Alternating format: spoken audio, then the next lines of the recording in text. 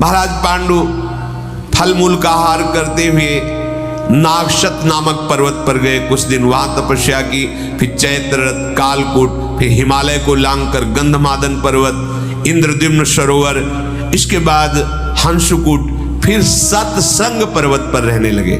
वहां एक दिन देखा कि बहुत से महात्मा जो बड़े ही तेजोमय हैं वो जा रहे थे। तो प्रश्न किया कि महाराज मैं आपके साथ चल सकता हूं सत्संग पर्वत से?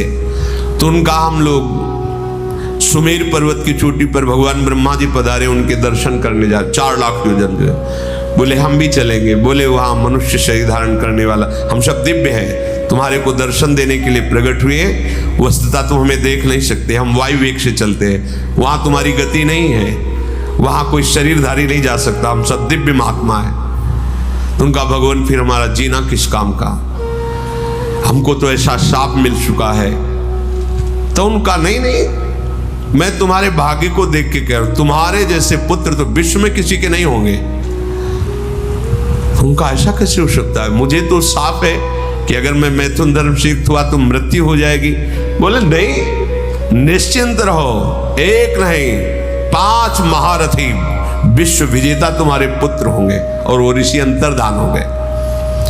महाराज पांडु ने विचार किया कि ऋषियों के वचन मिथ्या नहीं होते। कुंती जी से कहा कि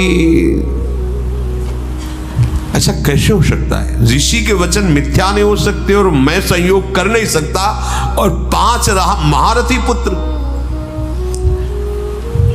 एक उपाय मुझे सोचता है शास्त्रीय पद्धति से, तुम किसी ब्रह्म ऋषि का आवाहन करो और उससे संतान उत्पन्न करो। शास्त्र ऐसा आज्ञा करता है, जैसे सत्यवती जी ने भगवान व्यास देव जी से। तो उनका भगवान यदि आप धैर्य रखकर मेरी बात सुने और समझें तो मैं आपसे प्रार्थना करूं। कुंती जी ने हाँ बोलिए।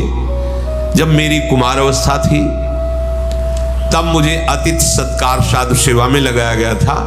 महान कठोर व्रतधारी उग्र स्वभाव वाले भगवान दुर्वासा जी को मैंने प्रसन्न कर लिया था, और मेरे संयम को देखकर, मेरी सेवा को देखकर भगवान दुर्वासा जी ने मुझे एक मंत्र दिया था प्रयोग विधि सहित। मैं जिस देवता को जब चाहूं जहां चाहूं वैसे बुला सकती हूं। तो मुझे किसी ब्रह्म ऋषि की आवश्यकता नहीं है।